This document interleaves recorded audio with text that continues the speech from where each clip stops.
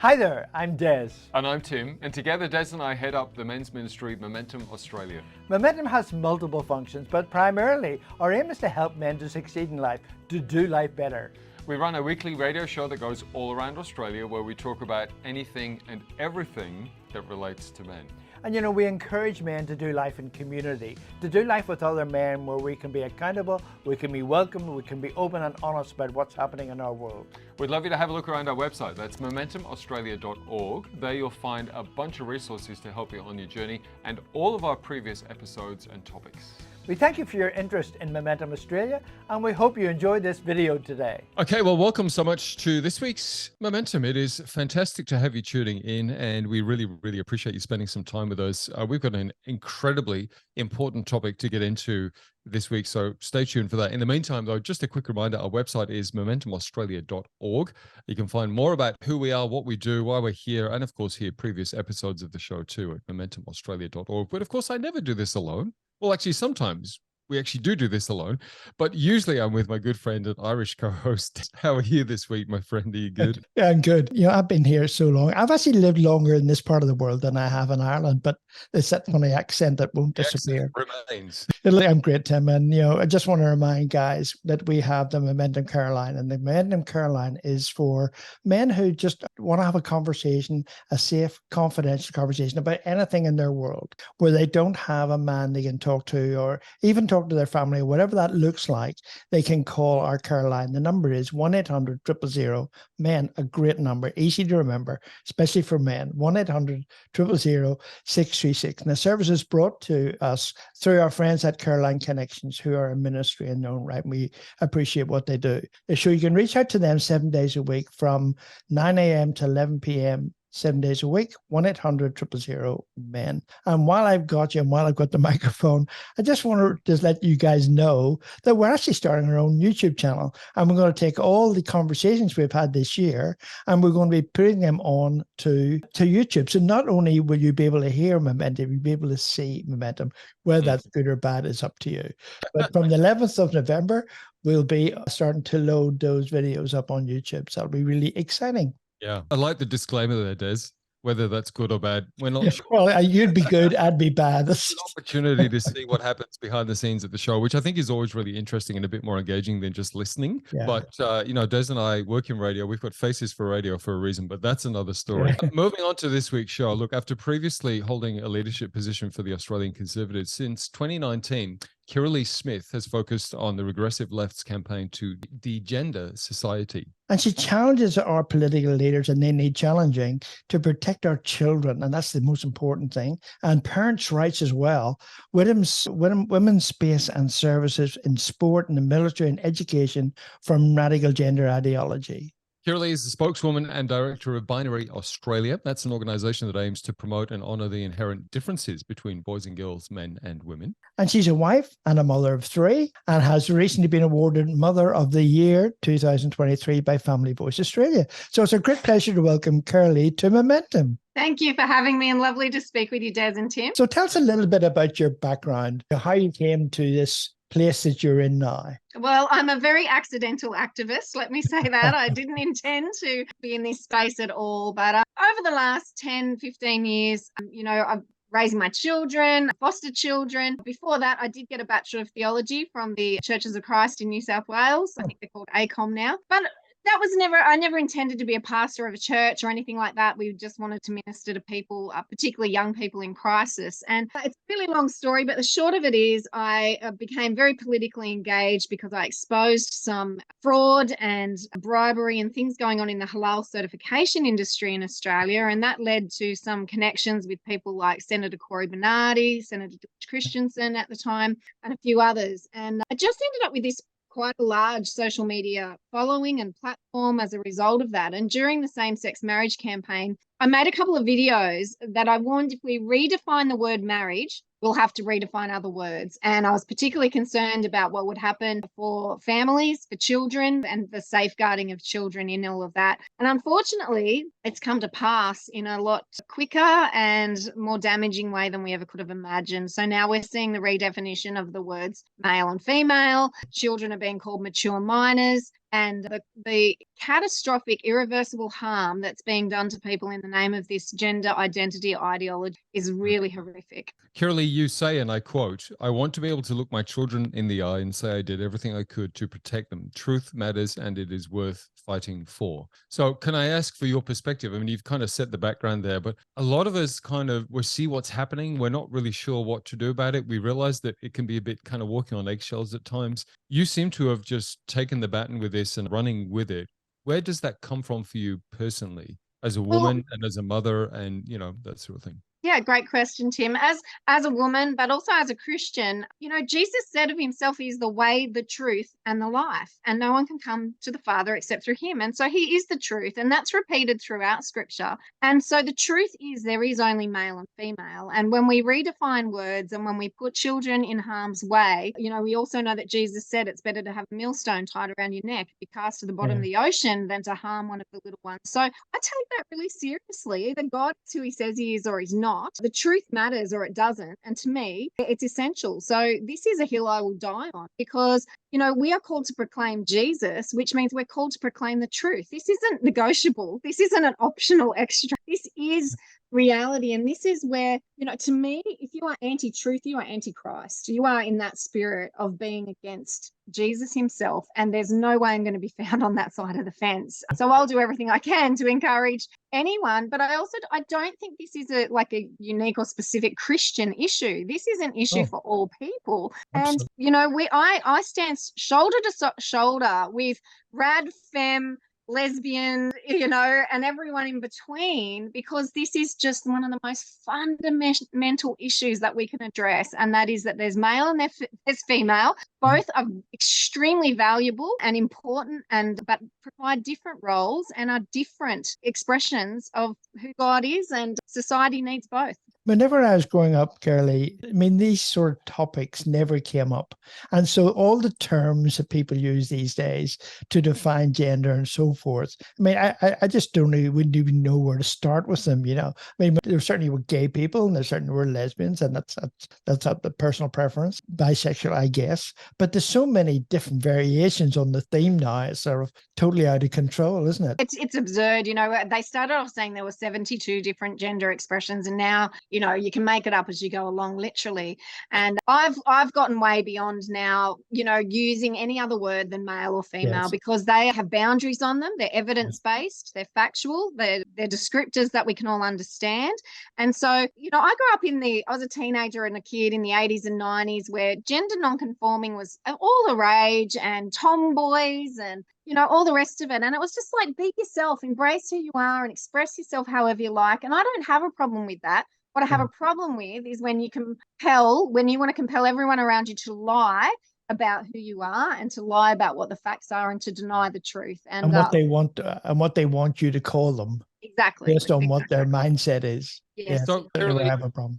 We're all sort of a similar vintage. Des is always going to a lot older. We all kind of grew up around something that was fairly, in inverted commas, what we considered normal, right? Whatever that was. There was the gay, bi, lesbian, that sort of thing. But aside from that, it was fairly heterosexual. This gender confusion seems to have really ramped up in the last few years, though. That seems to have really, particularly in the last sort of 2 to 3 to 4 years, has just been full blown. And now it seems like it's spiraling chaotically out of control. Why do you think that has ramped up more recently, say in the last few years? What do you think is the catalyst for that?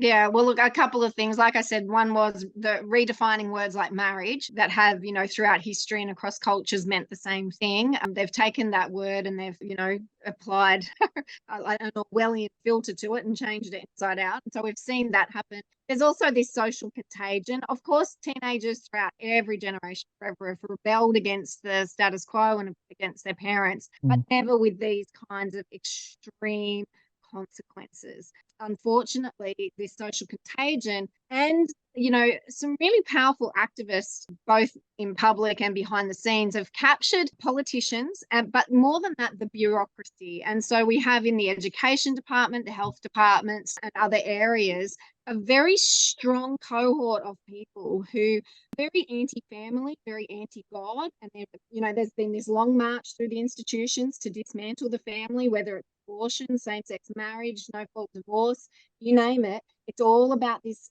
decommission of family. And this is just, one of the final devastating blows to that, where children are being encouraged to turn against their parents. School staff have been given authority to, basically trample all over parental rights and to socially transition children without parental consent or knowledge. So to me, this is a part of a much bigger picture, but it's a really crucial one that we must not concede ground on. So in terms of the legal implications of all that, are the laws in like New South Wales or in Australia in general, are they aimed at protecting the family? Are they now being watered down as well? Yeah, look, some laws definitely favouring, well, say the activists, not even the children, but have removed parental rights. So in Victoria, the ACT, Queensland, these self-identification laws and so-called conversion therapy laws have really put parents, medical practitioners and others in a very difficult position. Priests and ministers as well, not allowed to pray for children, not allowed to counsel them to embrace the sex that they are. Instead, they have to do everything they can to facilitate this supposed transition to the opposite sex. Nobody has ever changed their sex, by the way. And so, in New South Wales right now, Alex Greenwich and the Labor government are considering new laws to put very stringent controls around what parents, teachers, counsellors and whatnot can actually do when it comes to children who are expressing the desire to change sex. But let's also remember that children can't get tattoos, they can't get married, they can't vote. There's many controls we put around them for their own protection and because they haven't reached full maturity yet. This should be the most obvious number one thing that we are doing for these children. Yeah. But this doesn't seem to me, Kirralie, and again, I'm not as immersed as you are, but from somebody on the sidelines looking at this to go, this isn't just kids, the occasional child who seems to be, kind of wondering about a few things and coming forward with some questions. There seems to be a real agenda about pushing this and, what we can't, like exactly what you're saying with changing laws. And it's almost like we're almost like there is a greater agenda behind this. It's not just these one or two or, the handful that might be a little confused about where they're at because as they're growing up and their hormones are changing or whatever. This is a full on what it seems to be an actual push to kind of almost push kids into this way of thinking. Yeah, it's a very aggressive agenda, and they're particularly targeting children with autism or on the spectrum, children with trauma and other mental health issues. And as we know, there's a growing cohort of sort of children in our society as well at the moment. And, what happens is children who are at school or in an environment where they're bullied or ostracized for whatever reason, they identify as trans or gender fluid. They become celebrated. There's day after day, month after month of celebrations for them in schools. There's really special protections of, I can't tell you the amount of parents that contact me to say that their child has been suspended for calling a boy instead of, calling that boy a girl now, whereas the protections for the children who identify as trans are endless. They do not get penalized or punished in any way, shape or form for their behavior or actions at school. So in a way, why wouldn't kids identify this way? Because you get celebrated and you get special protections. You also get to stick it up your parents or whoever else you want to rebel against. But in the meantime, the harms and damage that is being done to them, they can't consent to being sterile. They can't consent to having no sexual function as adults. They can't consent to the myriad of medical problems because all these drugs are being used off-label. They haven't been tested and studied for this particular use. And it's a real travesty and devastation for a whole generation of young people. So do you think certainly the teachers in schools, certainly in the state schools in particular, are left-leaning, probably not even aware of the implications of what they're pushing as teachers? I mean, that must be a problem. I mean, they're encouraged to teach that sort of methodology, that sort of mindset, ideology, but they don't understand the implications of what they're teaching. Oh, look, and I'm so sad to say that the amount of letters I get about Christian schools is the same. There really isn't, much distinction. And I think there's two things here. One is, the whole be kind, be tolerant mantra has infiltrated everything. But I would say to anyone who says, oh, but we just have to be kind and inclusive and loving, it's not kind to lie to children. Yet they can't change their sex. That's a lie.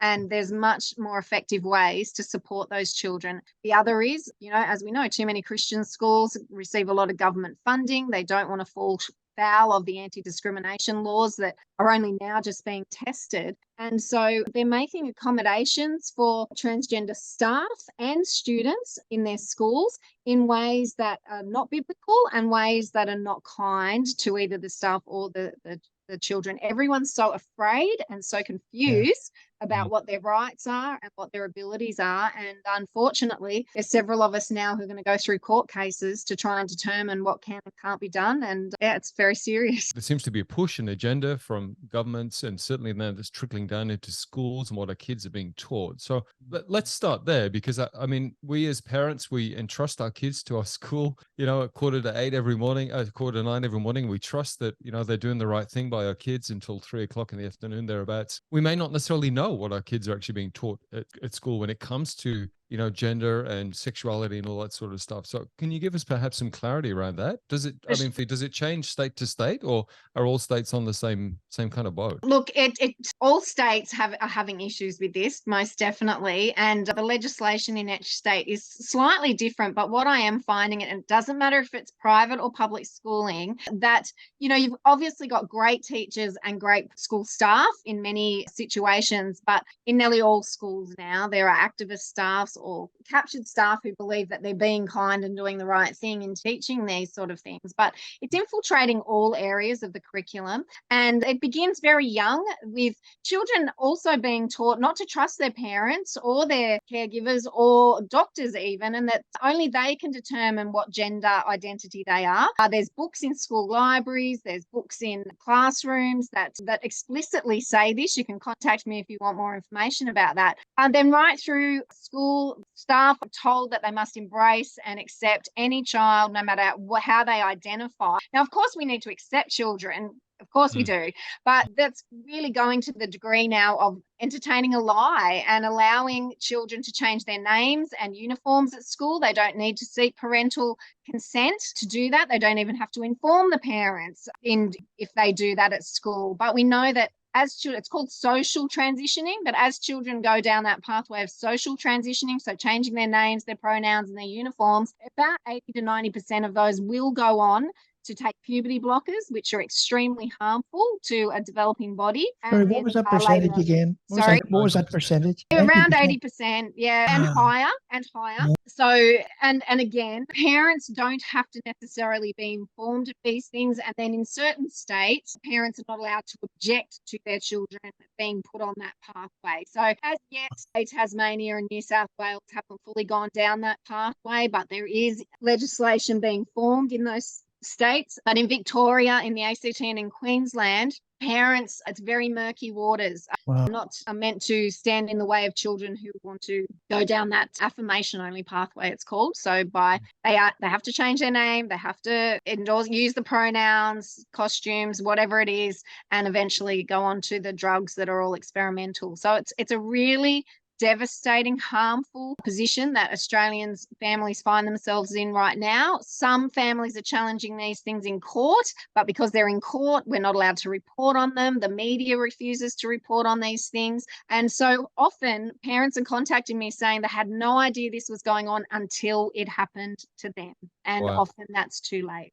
And so children who decide at school that they want to become like a boy, become a girl, to change their gender in that way, and then they come home, do their parents have to address them? Otherwise, the children are just so totally confused. Yeah, and the children are totally in control, which is an obvious one. Right too. So again, it's a really confusing time because some parents are threatened by, we know of several families where the children have been groomed to call the police and say that their parents are unsafe because they won't affirm their gender identity, and those children have been removed from their parents' custody and put in care, and those parents are now in the courts fighting for those children. We know of other parents that have drawn the line and said, look, I'll call you by the name you want to be called, but we're not going down the medicalised pathway until you turn 18. So, what it really comes back to is parents need to know who they are, what their God-given authority is. They need to love their children, obviously, but have strong lines of communication and draw those boundaries. Support your child by all, every effort you can go to, but dig down, find what the reason is that they're feeling this way. don't go down the medicalized pathway. And I would say fight it all the way, because the harm that will be done to children if you go down that pathway is unimaginable. Well, let's talk about that, because I mean, I don't know the process. So, I mean, can you talk us through that? I mean, if we get to that point then where a child decides that they want to go down that track, at this stage, do they need parents' consent to be able to start that process? Well, again, it's different in every state, so you really have to find out. But kids can change their names at school. They can wear whatever uniform they like. That's pretty much right around the country now. Then the next step would be that there's gender clinics in all the major cities. There's long waiting lists for some of those gender clinics, but there's also some GPs, depending on where you go, who will immediately put the child on puberty blockers or find someone who can. There's very few psychologists, psychiatrists now that are willing to put their careers on the line to say no, because, there's some high profile cases like Dr. Gillian Spencer in Queensland. She was working at the Brisbane Children's Hospital and she was suspended and put down from duties because she questioned the use of puberty blockers on these children. So there's a lot of legal fights going on in this space. And so children, there are ways they can manipulate the system to say that their parents are unsafe and that they want to go into state care, and then they can go on puberty blockers. So it's essential. It's so essential that you have really strong lines of communication with your children, and that you try and find medical practitioners who will support them, who will look at the underlying issues such as the autism, the trauma, depression, and other mental health issues. Because once they start on puberty blockers, pretty much no male, like no boy who's ever gone on puberty blockers will ever then have sexual function as an adult. Most of them will end up sterile. They'll have bone and brain development issues, cholesterol issues. It's really alarming what these puberty blockers will do. They're chemical castration drugs, basically. Well, I mean, I was going to ask you what the outcomes of those drugs are. You've just described it in detail, and any parent would not want that to happen to their children. That's right. They and a wouldn't lot of if they knew that. Yeah, and unfortunately, again, medical practitioners are lying to parents and saying it's better to have a live daughter than a dead son, and so you should put them on these things. And it's complete manipulation because, again, there hasn't been enough in-depth long-term research onto these things because it's such a hot potato. But the research that has been done show that the rates of suicide increase up to 5 years after transition rather than before transition. And so there's much more effective ways to look after children and to support them, to help them form their identity around truth rather than around a lie. Kirralie, we are hearing occasional stories of, I believe you call them, or they're referred to in an expert term, as detransitioners. So people who have transitioned and then have come out and said, actually, I wish I'd never done this, and da-da-da.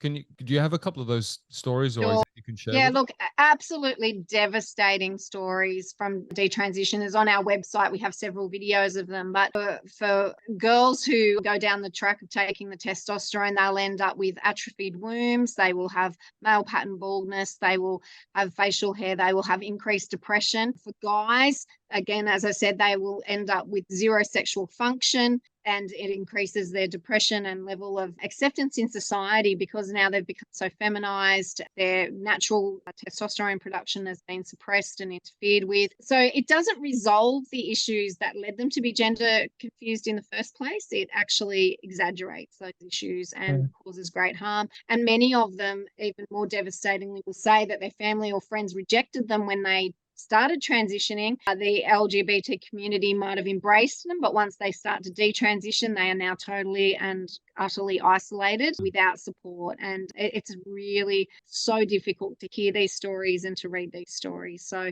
if you were a parent and you had a little boy, or it doesn't matter, one or the other, and they were concerned about their gender or whatever, what's the best approach to that? We're on momentum, so I do want to speak to men and say that you've spoken about this many times, that it is the father figure who gives the child the identity that they need as they grow up. The mothers or women provide the nurture and care, but men always bring that sense of identity to a child as they grow. And so it's essential that you have a really good relationship with the children in your life. And, if they're single mums or, guys out there who can be that role, please do, because it's so important that we're speaking into children's lives about the truth and about the real identities that they have. Like I said, give them support. If find out if they're on the spectrum, if they're autistic, if they've got depression, if they've had trauma in their life, and get support around those issues. Yeah. That's the most crucial and essential thing. Let them know that they don't need to be gender conforming, that we've